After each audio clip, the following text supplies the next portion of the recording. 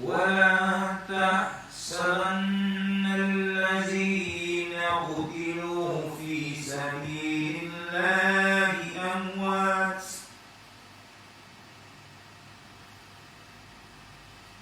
أحياء عند ربهم يرزقون.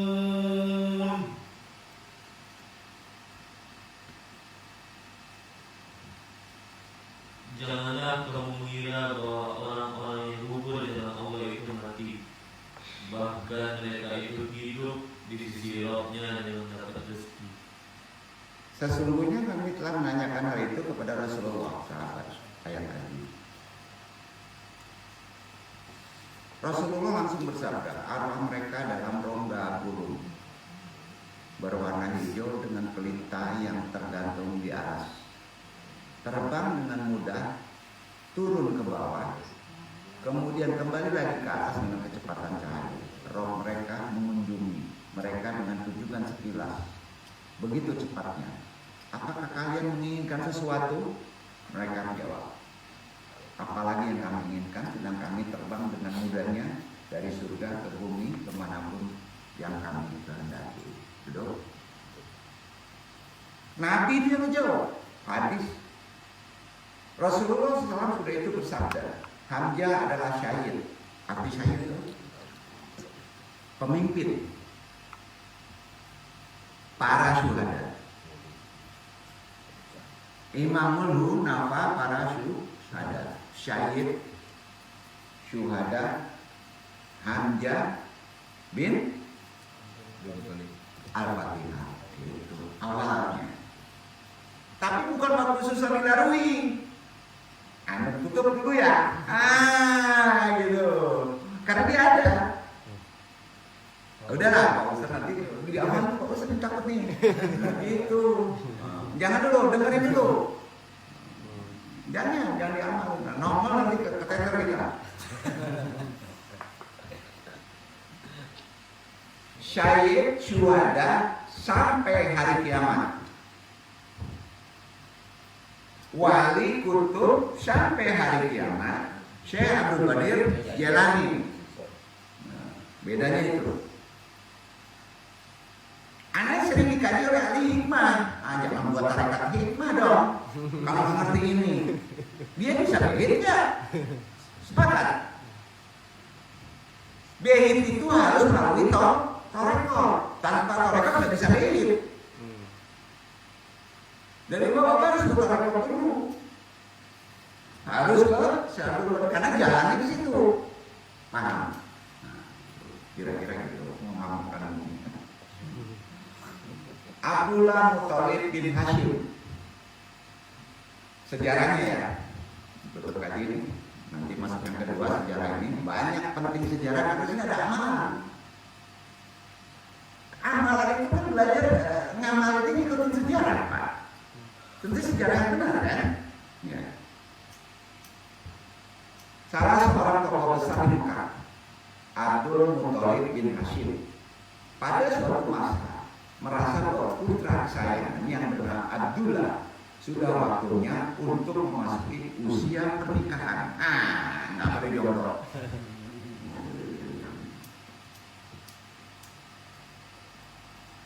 Banyak riwayat yang menceritakan bahwa banyak gadis di kota Mekah yang tergila-gila oleh Abdullah ini,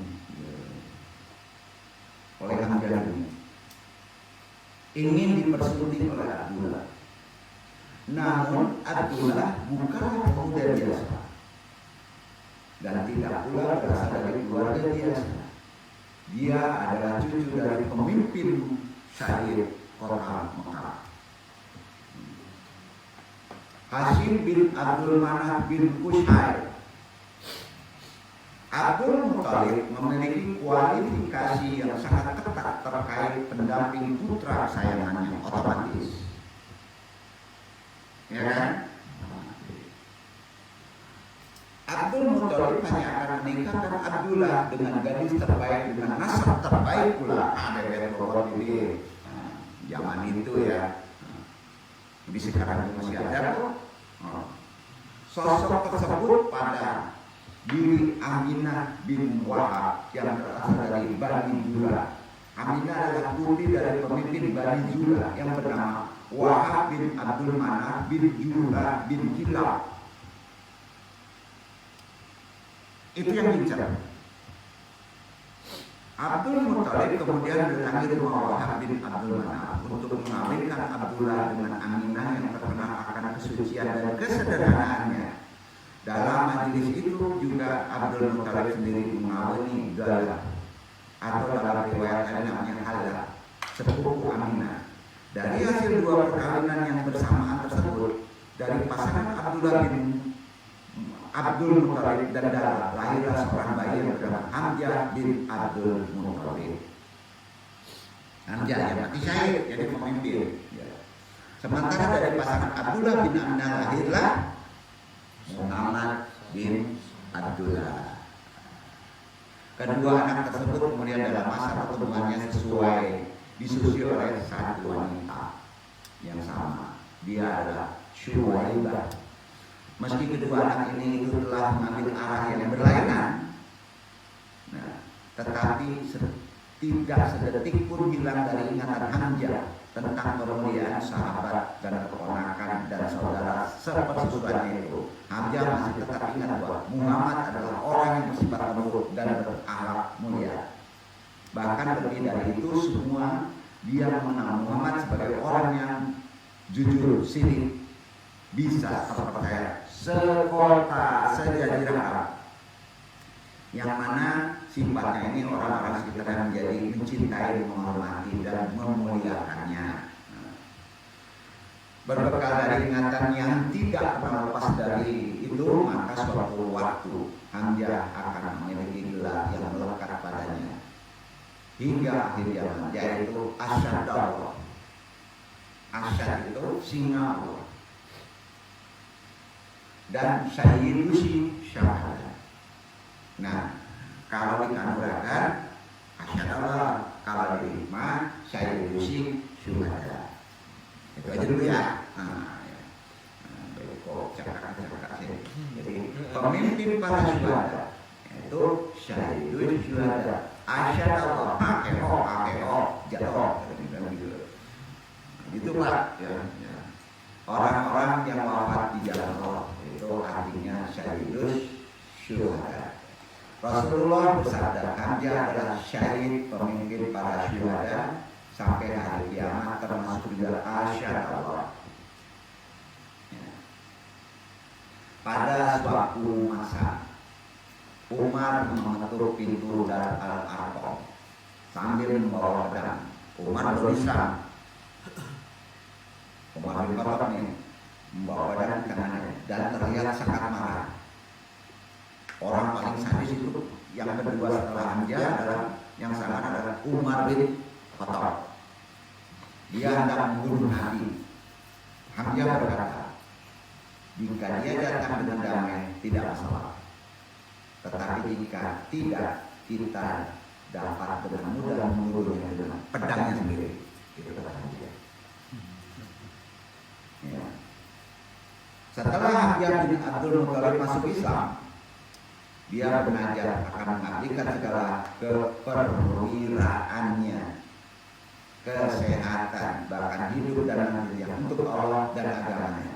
Karena sesungguhnya ini Rasulullah memberinya gelar istimewa, yaitu singa Allah atau Asyadullah, singa Rasulnya, asal Rasulullah. Ya.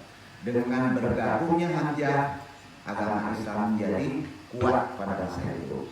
Hamzah yang nantinya akan menjadi salah satu komandan terbesar Islam adalah pribadi yang sangat berpengaruh dan pemberani.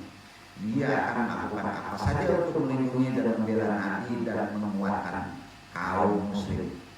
Sebagaimana dikatakan sejarawan, banyak dituliskan menganggap masuk Islamnya Hamzah sebagai salah satu faktor utama bagi kemajuan dan kekuatan kaum muslim, tanpa mengesampingkan peran sahabat-sahabat Nabi lainnya yang mana masing-masing memiliki andil tersendiri bagi berkembangnya Islam. Namun Hamzah memiliki posisi tersendiri. Dia adalah satu-satunya sahabat yang tidak dimasukkan ke tempat yang mana orang-orang Quraisy enggan berurusan dengannya. Ada faktor politik, Pak. Jadi kalau ditanya sebenarnya dari masa abad satu tadi dimasukkan karena ada faktor politik, karena orang Quraisy sendiri nggak mau berurusan dengan Hamzah. Rajo, aneh, garang. Itu Pak. Ya, itu istilahnya.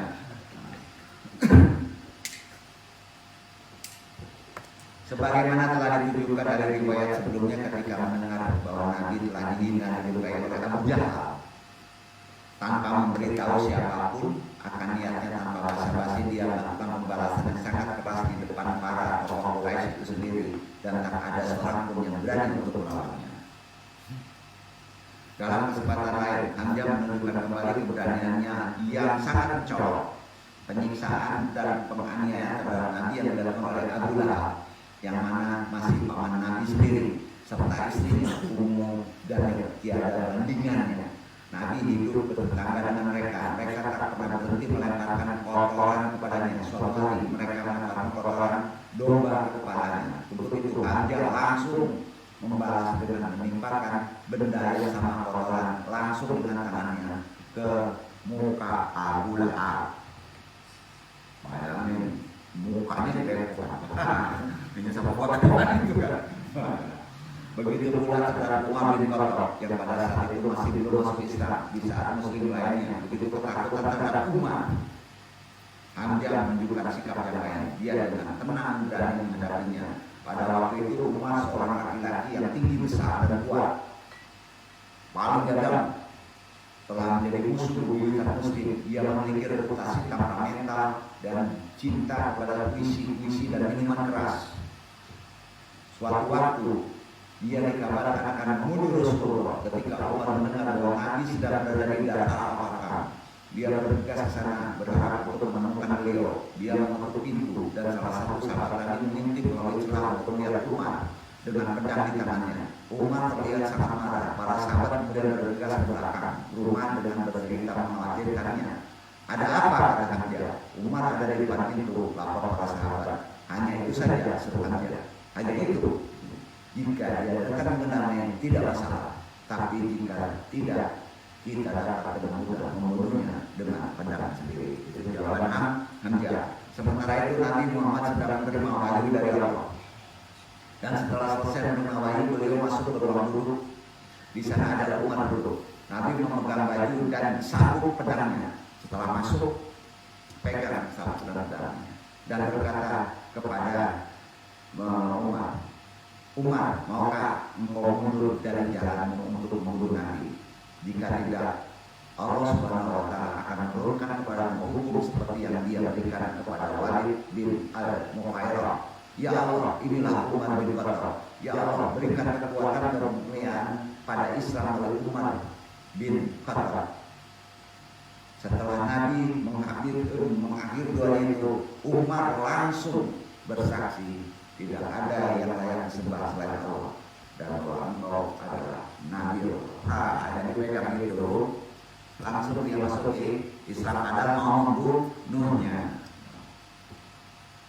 Mereka yang hadir di rumah itu berteriak Allahu Akbar begitu keras sehingga teriakan mereka bergema di sekitar Ka'bah. Dengan masuknya Islam kedua tokoh Quraisy ini, yaitu Hamzah dan Umar, posisi Islam menjadi sangat kuat. Karena itu Umar masuk Islam 3 hari setelah Hamzah masuk Islam. Setelah Hamzah masuk Islam 3 hari bedanya. Setelah kedua tokoh ini masuk Islam, banyak orang Mekah berbondong-bondong masuk Islam. Dan hal ini semakin membuat para pembesar Quraisy semakin resah. Kembali kepada Hamzah, tidak seperti tokoh besar muslim lainnya pada masa awal. Hamzah adalah satu-satunya yang tidak pernah mengalami persekusi dari tokoh Quraisy. Tidak, hanya Hamzah. Mereka tidak berani kepadanya. Bahkan tokoh sekelas Abu Bakar, sekelas Umar pun selepas mereka masuk Islam pernah mengalami persekusi dari kaum Quraisy. Dihina, Memang tentu saja Hamzah seseorang diri tidak dapat membendung segala persekusi Quraisy terhadap umat Islam, tetapi setidaknya kehadiran dapat mengurangi persekusi fisik terhadap mereka, sehingga Quraisy harus memikirkan cara lain untuk mendesak umat Islam. Masuk Islamnya orang seperti Hamzah dan minat orang Quraisy yang berpandangan secara terhadap Islam, ditambah dengan kebebasan menikmati kaum muslim berhijrah ke Ethiopia, semuanya turut menambahkan kebingungan dan kecemasan para pembesar Quraisy pada masa itu.